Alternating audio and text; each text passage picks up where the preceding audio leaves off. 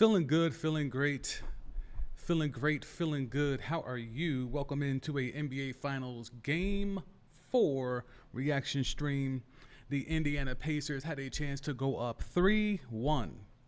The Indiana Pacers had a chance to put a chokehold on this series. The Indiana Pacers had a chance to potentially secure a Larry O.B. last night. And for 3/4 of the game, they looked to be in position, ready to stand up and take the Larry O.B. But that's why we play 4 quarters. The fourth quarter was all the difference. The fourth quarter, the Thunder outscored the Pacers 31-17. SGA looking like the MVP, 15 in that fourth quarter. And the OKC Thunder get a must-win. Get a absolutely pivotal must-win to even up the series at 2. OKC takes the dub 111-104 to go back to the crib for a even more pivotal Game 5. There's a lot of narratives in regards to, did the Pacers let this one get away? The short answer is yes, but there was a lot of things being done on the OKC side that made the Pacers give it up. Y'all know what we do here. I go by the name of The Sam D. I say all the things your favorites can't and won't say. We're going to look at box scores, but we're not going to get too immersed in box scores that we're basing all of our opinions off of box scores. We're going to look at trends. We're going to look at plays. We're going to look at a lot of stuff today to break down just how OKC made adjustments. I asked on the last stream, will the OKC Thunder admit their mistakes and go back to their big starting lineup, their lineup that ran through the Western Conference and got them to the NBA Finals in the first place? Will the Thunder go back to what worked? They did that last night. They went back to the big lineup. Hartenstein and Chet were in that starting lineup, and it paid dividends. And it paid dividends over the long run. It's not an immediate thing where you put Hartenstein and Chet in there and you're going to blow the doors off people, but you put Chet and Hartenstein out there and other guys kind of can fall into their positions. Okay, so let's jump into the screen. We will start, though, with the viral clip from last night. That is of your man's Friday Smith, who was caught on cell phone cam, to be fair, looking at solitaire on his cell phone instead of watching an NBA Finals game. That's your man's. That is your man's. That's who y'all swear y'all want to hear takes from.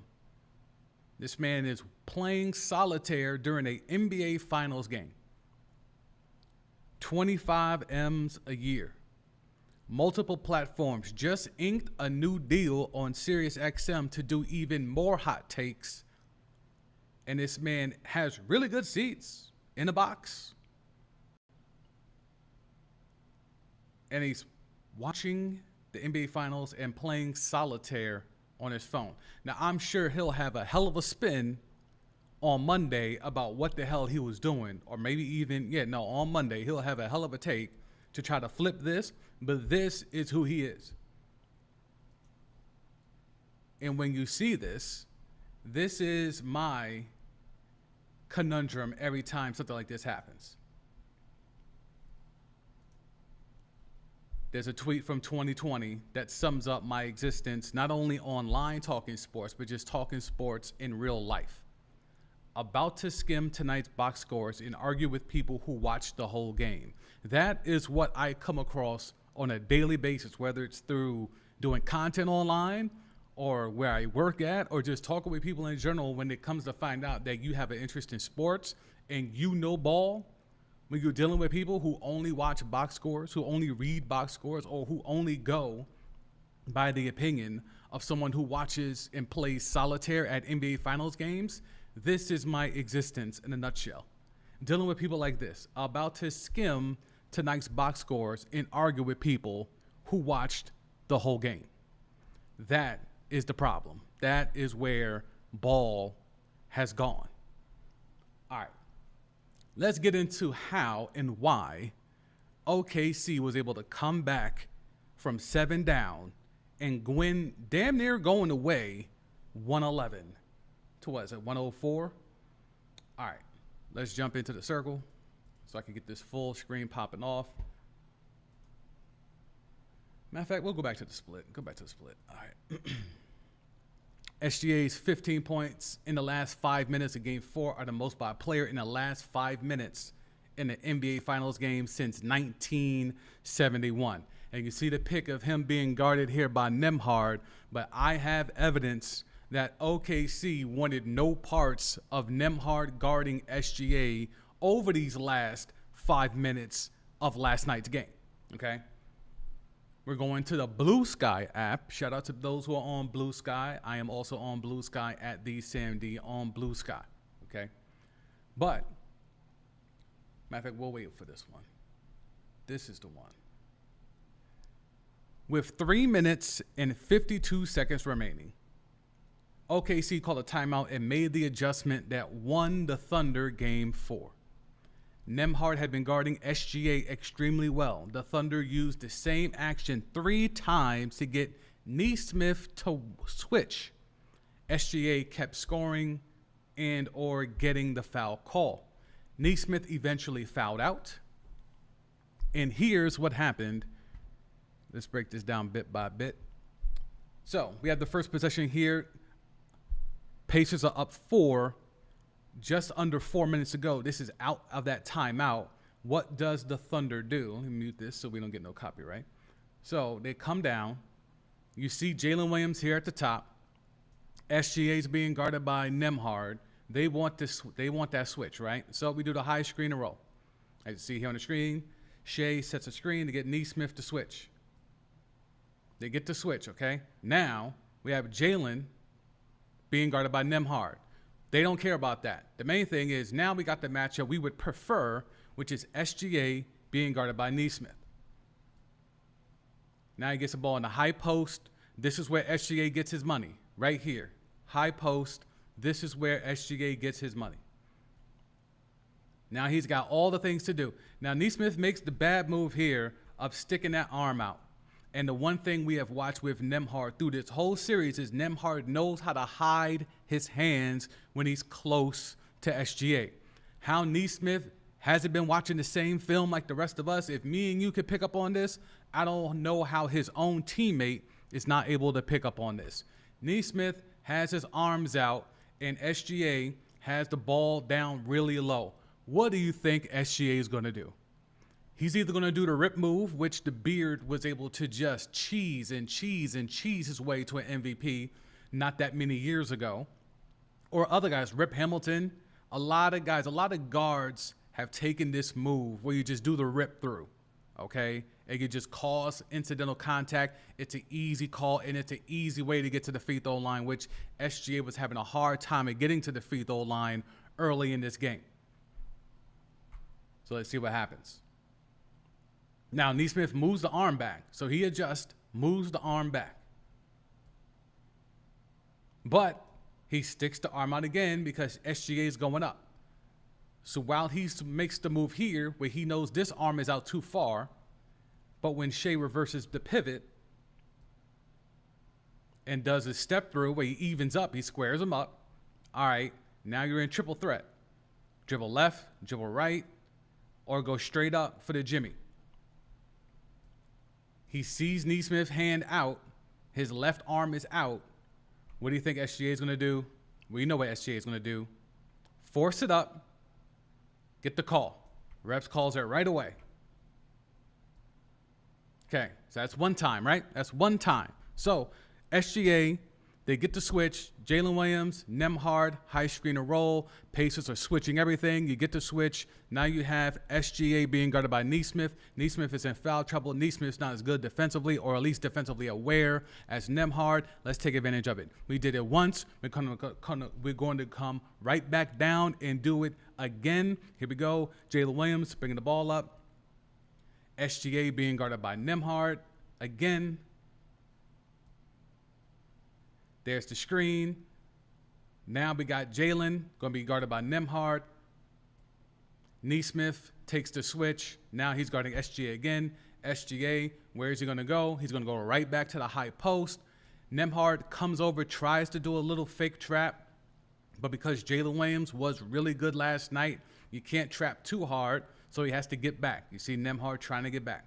So now it's Space and it's SGA, who already knows I got him to bite once. I was able to get him on the rip through once. Let's see if I can get him on the rip through again. Now, Nesmith, to his credit, is trying to keep his hands away. He's trying. He knows what just happened. He's not trying to fall for it again. What will SGA do?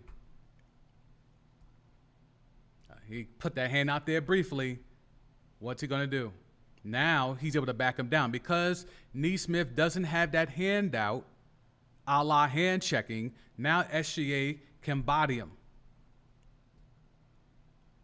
Nembhard comes over, kick it. Does Jalen take the shot? No, because Nembhard overcommits. Now Jalen now has to commit and try to close up that gap because Jalen Williams is going to have a free lane to the rim if he does it. Nesmith now has to commit and comes down, but what does that do now? That gives SGA space again, and that space leads to an open three, and it's cash money. So 2 straight possessions, OKC was able to pick apart and get the ISO and force Nesmith to make a decision.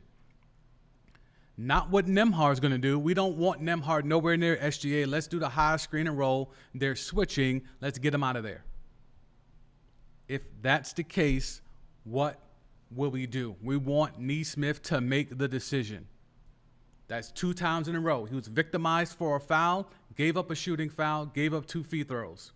Victimized again, didn't commit a foul, but because of the action, it put him in a position where he had to allow SGA to post him up, which created a double team, which created a swing to Jalen. Jalen then penetrates. That forces Nesmith to now recover. That opens up space for SGA. SGA switches a 3. Now what happens? Coming down again. Now this is in transition. Okay, this is an early transition. This is not a set, but we're going to set this thing up again because now already Nesmith is already guarding SGA. So now what do? So now I have Caruso running through there. Jalen Williams is waiting for the rock, right? Jalen Williams wants to set something up. SGA is telling him, get the hell out of here because I don't want Nembhard near me. I got who I want. He picked me up in transition. Let me cook this man. And Shea is telling him, get out of here. Clear out. Jalen clears out. He runs to the corner. Nembhard does not go with Jalen Williams, but because he's this far away, this gives that lane here for SGA to penetrate.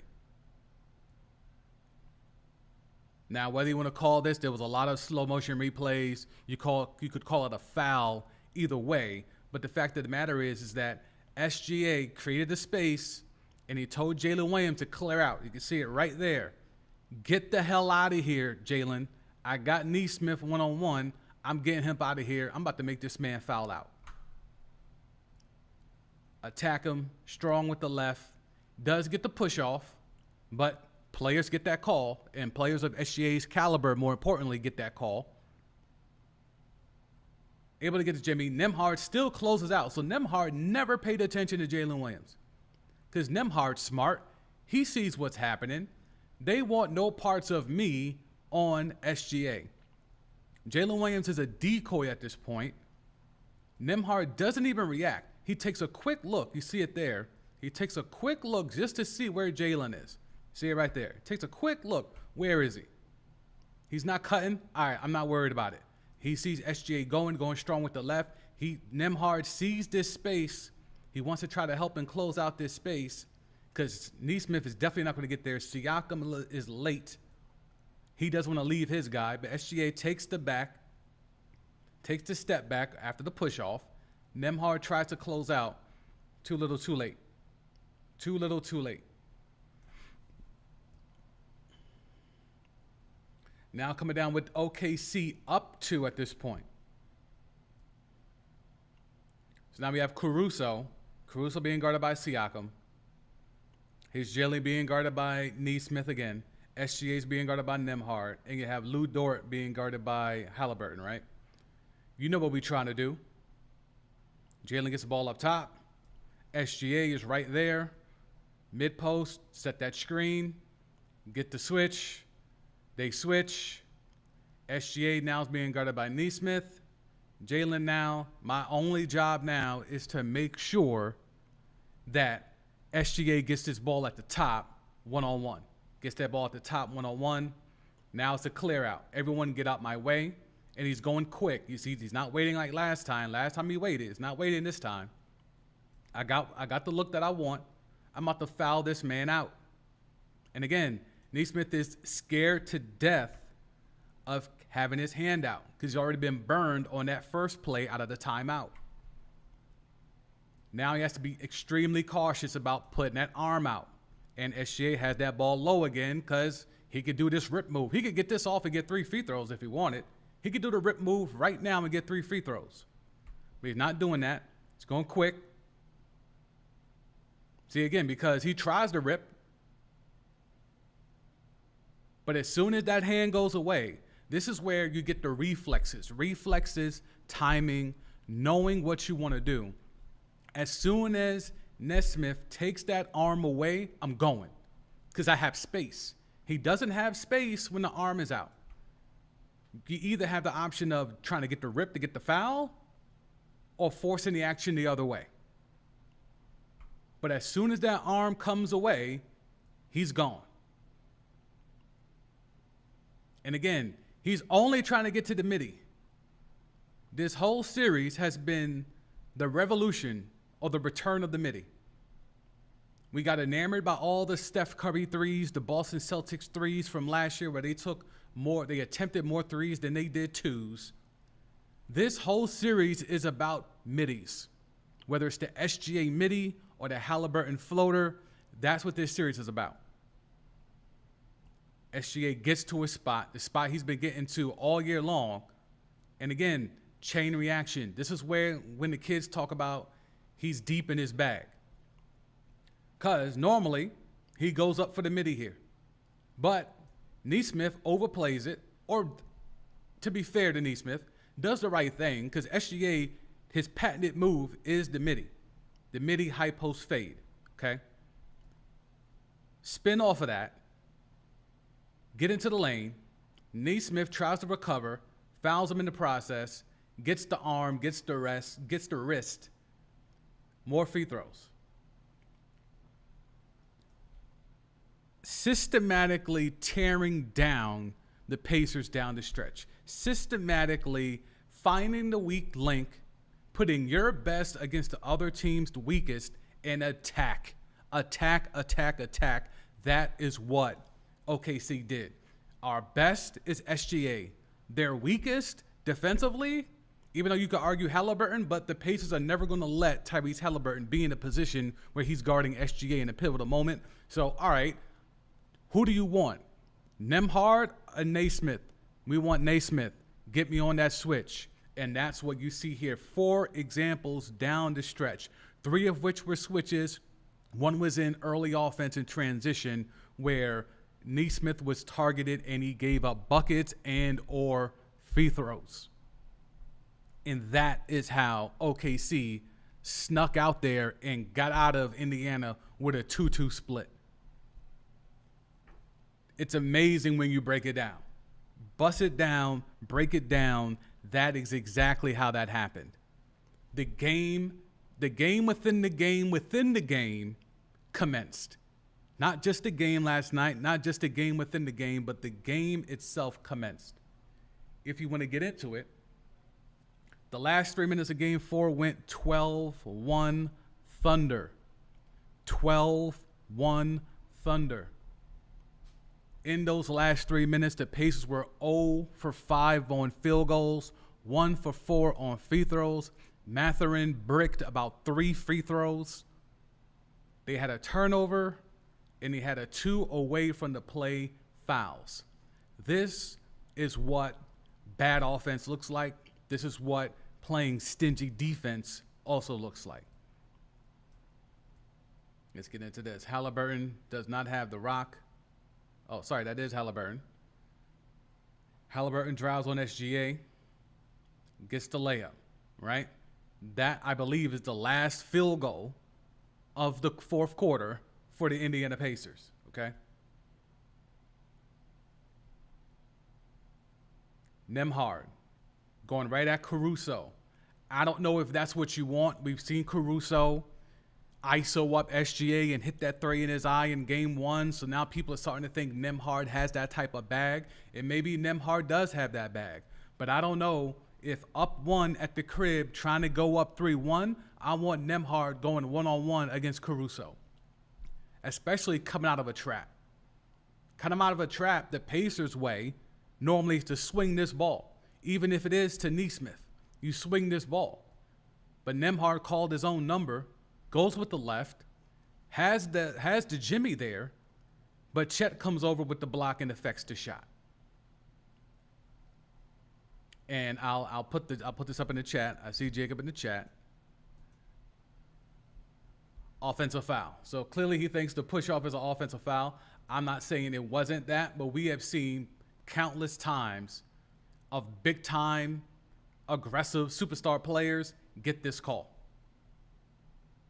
So yes, offensive foul, sure. I'm not saying it wrong, but we have seen this countless too many times where star players, MVP caliber players get that call.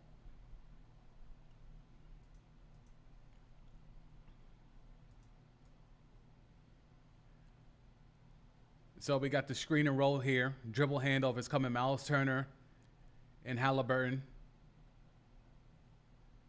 And Lou Dort. Now, this should have been a foul the other way. And I believe I have the other angle of it. This should have been a foul.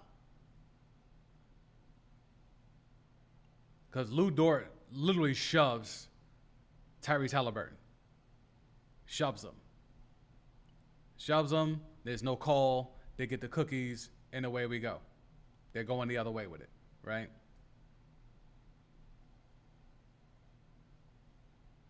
So now Halliburton, step back three with Chet closing out. Chet had a really good game defensively. He did not have the game I would have wanted him to have offensively, but defensively, especially on the switches.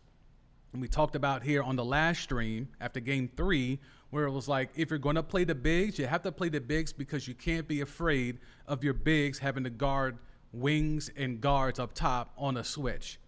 Chet Holmgren did a really good job closing out last night, affecting shots at the rim like we saw with Nembhard, and closing out strong on Halliburton here. So now we got Nembhard here. Case in point, here's another play where Chet is on the switch. Chet's on the switch. He's having to guard Nembhard. Again, he gets beat only because he's trying to give him space because he's afraid of the drive. So he's trying to give himself room to recover and maybe get a block. But this space also allows someone like Nembhard to be able to pull up. But again, he closes out good, affects the shot enough. Nembhard, tried as he might, did not get it done down the stretch. And again, I'm not sure with the way Siakam looked, with the clutch gene that we know Halliburton has, I'm not sure if I want Nembhard taking these shots, but the defense made it so Nembhard would be taking these shots.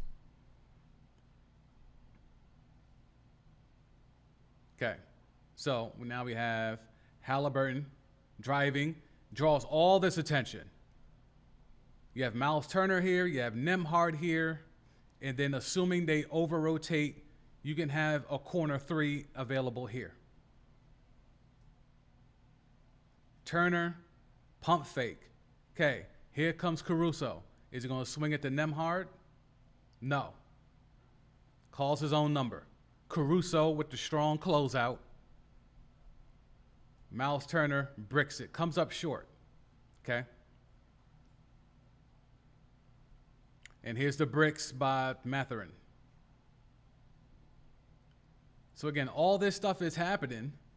And Caruso, this is the second game in a row where Caruso has made really horrible judgment on an inbounds play. He had the bad play in game 3 under his own basket. No, sorry, not after a made Pacer basket where he gave the ball away on the inbound underneath the Pacers basket. And now in a big spot, 23 seconds trying to just inbound the ball. A guy that has guard skills, a guy that has basketball IQ, just throws this ball away. And it almost cost the Thunder. But thankfully, Mathurin goes here and I think only makes one of two at the line.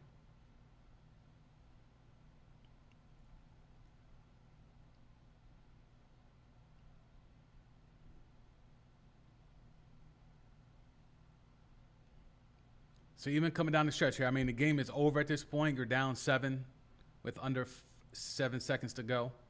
But just really, really bad judgment down the stretch for the Indiana Pacers. All right, let's get to the beloved box score so we can chop these fables.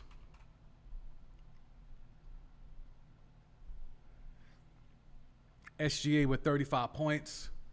0 assists. Can we put the SGA as a point guard talk to bed? 35 points, 0 assists. Chet had 14 points. 15 boards was the most important part of this. 15 big boards, including 4 offensive. Chet Holmgren arrived. I've been asking for Chet. He's had good first quarters in games 2 and 3. After having a bad game 1, but I just needed his presence, his physical presence to be a thing, and it was finally a thing last night. Not so much so in points. He still gave you double figures in 14, but it was those 15 rebounds, block shot, just being the pterodactyl that he's supposed to be. That's what he was last night. Jalen Williams steps up, gives you a big performance, 27 points. Got to the line a lot. Got to the line more than SGA. 11 free throws for Jalen Williams. He had more assists. He was a leading assist getter. Hartenstein, is that true? Yeah, Hartenstein and Jalen Williams led the Thunder in assists with just 3. That's what we're talking about, okay? And I've been on this thing talking about Jalen Williams and SGA are going to get theirs. They need another person. And I was saying it needs to be Chet or somebody like that. You've had a couple of Lou Dort games where he gets hot from 3. You haven't really gotten a Hartenstein game. You had your Aaron Wiggins game in game 2. You're probably done with that piece. But you needed somebody else. Caruso's supposed to be that vet. Stepped up in a big way. 20 points, 5 steals. 5 steals. Now, they went crazy with that TJ McConnell stat after game 3 about, the first person ever off the bench with 10, 5, and 5. One of those 5 being steals. You're telling me this is not the first time somebody off the bench has had 20 points and 5 steals in the game? Where's those aggregate accounts at? It's hard for me to imagine someone else in NBA history. If no one in NBA history has come up with 5 boards and 5 assists to go along with 10 points, I find it hard to believe that someone in NBA history has also done 20 points and 5 steals off the bench. But anyway, can we read anything from these numbers to come up with anything? 43 rebounds for the Thunder compared to 33 for the Pacers. So they've been winning the board. They've had the board advantage for the majority of this series. Even going back to their big lineup of having Chet and Hartenstein in the game, they still controlled the glass, but it was the point of shots in the paint. And I know what I love here, the shot chart. Let's go ahead to the shot chart. OKC, if y'all can see here. Yeah, y'all can. All right. Do y'all see the amount of shots in the paint, the amount of greens in the paint? Do y'all see that? And this is just in a restricted area. We ain't even get to the dotted. Now, this is attempts. But just the amount of shots in and around the paint, that is where the difference was made for me. Obviously, SGA being an ISO merchant, being a free throw merchant down the stretch is what closed out the game. But what kept OKC from getting their doors blown off, like it looked it might have happened multiple times in the first half and even in the third quarter, was the fact that they had a presence inside. Guys were able to get to the cup and force action. Jalen Williams' aggressiveness was impactful in this game. It was important in this game. And if we want to go, because you see the 3 attempts here, 16 threes. And there was a funny thing with Jalen Williams and SVP, Scott Van Pelt, in the post game where Jalen Williams at one point looked up and saw that his 3-point percentage was 8. And he couldn't believe it. But you know what? It didn't matter. Because they're not going out here and knocking down and just, even though they're not knocking down threes, they're not over here overshooting the 3. They're not over attempting the 3.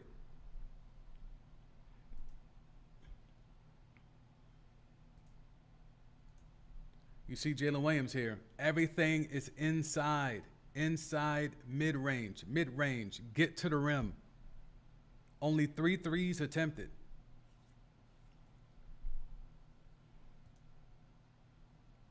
You want to get to SGA, only 4 threes attempted. Everything else. We talked about balance on the last stream after game 3. We talked about balance and how the Pacers' floor balance in terms of shot attempts was very balanced across the middle, left, right, down low, up top. It was like a spray chart, right? Whereas with OKC, everything was on the left side of the court. Everything was on the left side of the court. Now, at least in this game, as we go to all players, they at least attempted shots on the right-hand side of the court, and they made some shots. Now, the majority of the shots are still coming from the left side. You can see that here in the shot chart.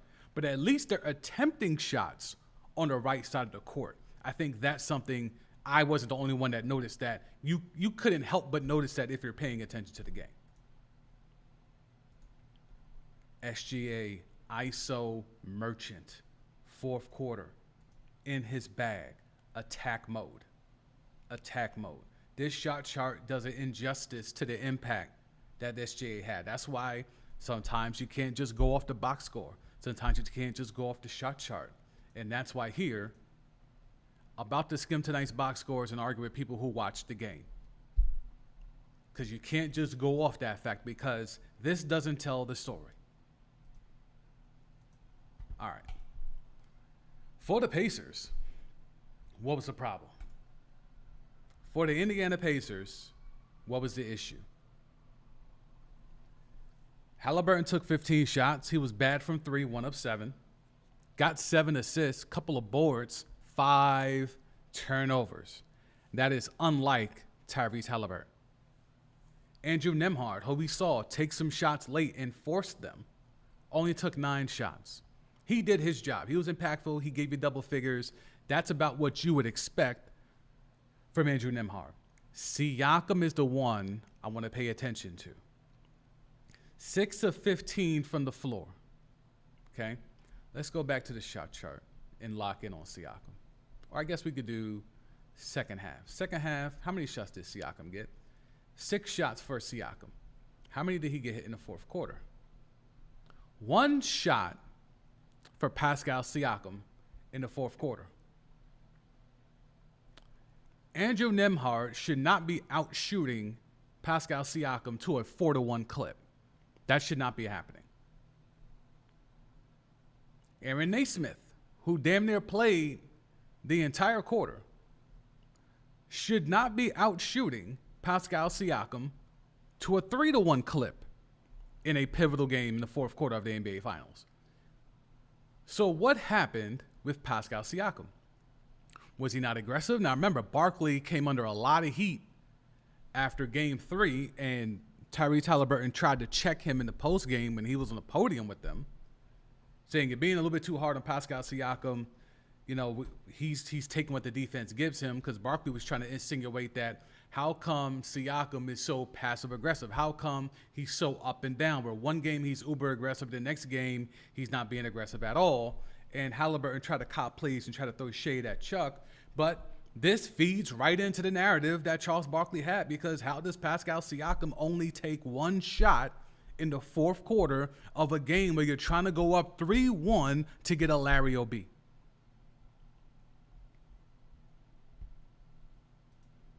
But let's look at the shot chart specifically for Siakam. Now that we have confirmed he only took one shot the whole damn fourth quarter. Where were those shots for Pascal Siakam? Pascal Siakam was on some PJ Tucker shit. Corner threes. He took 4 corner threes in this game. Where was Pascal Siakam most impactful in game 3? It was in the high post, much like how SGA was ISO and Naismith. Siakam was doing the same against OKC in game 3. Yet in game 4, Siakam was being relegated to corner threes like he's PJ Tucker.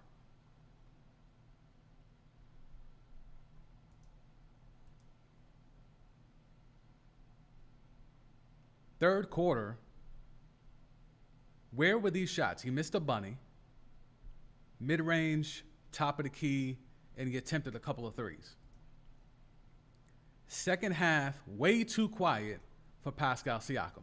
And as much as Halliburton is the most valuable player to the Pacers, the most important player to the Pacers may indeed be, especially in this series, Pascal Siakam.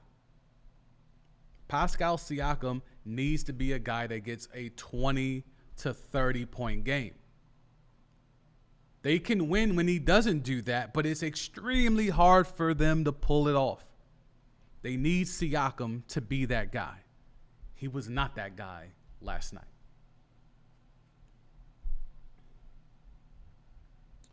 Do we want to talk about Miles Turner? Do we want to talk about Miles Turner? Miles Turner, who, whether it was the Pacers front office or maybe it was Miles Turner's agent, somebody told Shams and gave Shams the scoop that the Pacers are going to go all in trying to re-up and bring back Miles Turner, who is due for a bag this offseason.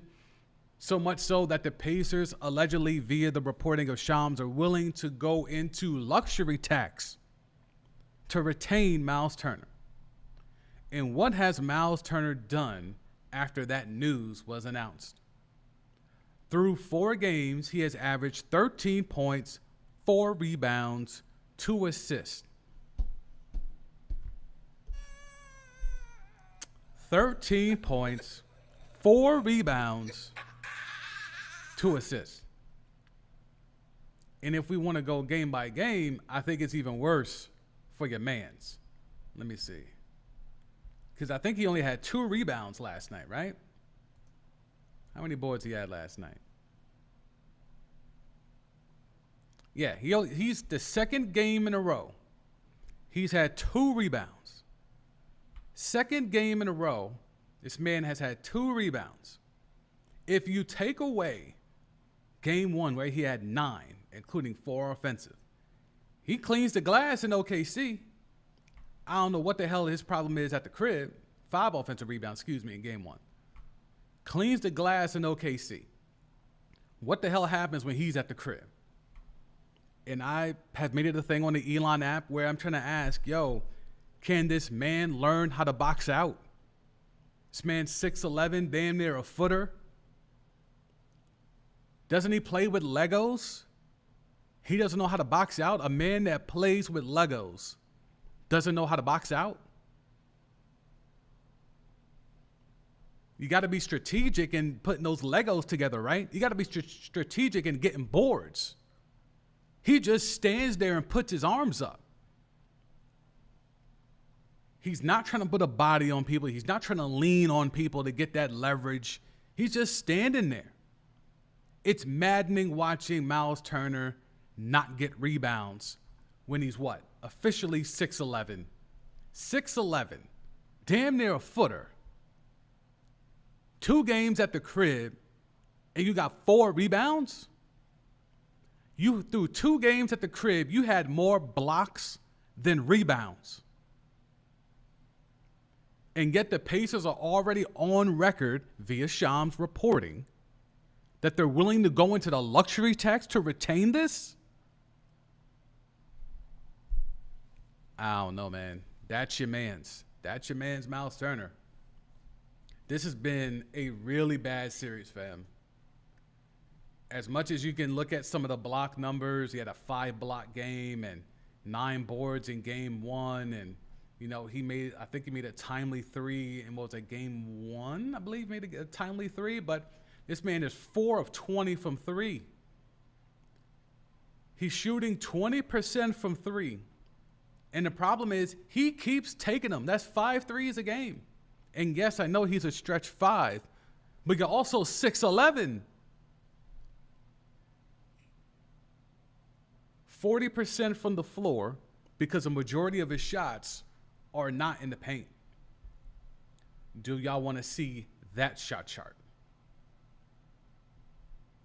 Let's get to the shot chart for Miles Turner. Can I get all 4 games in one shot chart? Probably not. All right, let's go here. Let's go here. Series summary. Will they give me a shot chart for the whole series? No, they won't. Okay. All right, let's go game by game then, real quick, and then we'll probably begin to wrap up at this point. But if you have any questions, comments, Q&A about the rest of the finals, what I'm looking for going into game 5, any of that type of stuff, go ahead and drop them in the chat. If you're watching this on a replay, go ahead, drop it in the comments. I do respond. All right, so Miles Turner. Look at where these shots are at. Look at where these shots are at for Miles Turner. There is literally only one shot in the paint. One field goal attempt was in the paint. He's 6'11". That shot was in the first quarter. 3 quarters of basketball. And you don't take one shot in the paint at 6'11"? All these threes. All these threes.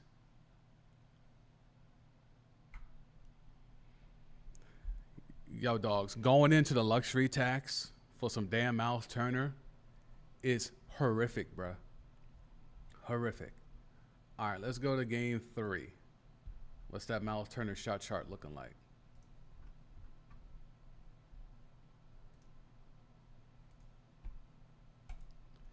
Wouldn't you know it? In a game that the Pacers won, Miles Turner only took 3 threes, and look at the majority of the attempts.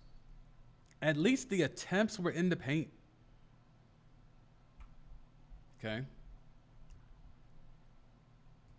You want game 2? I got game 2.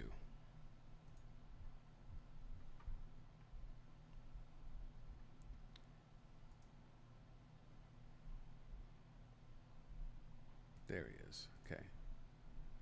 Game 2 and a loss. At least there's a couple of attempts in the paint. A couple of attempts in the paint. Still not enough for my liking of someone that's 6'11", but at least there's a couple of attempts in the paint. In game 1, not that it matters, but we'll still take a quick look, cursory look.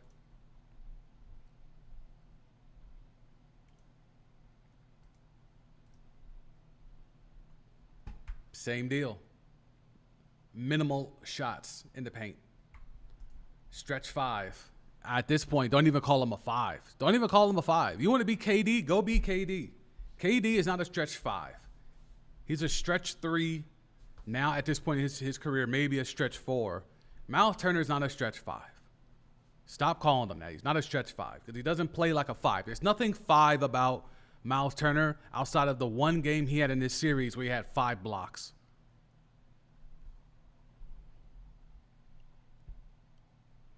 All right, so what are we looking forward to in game 5?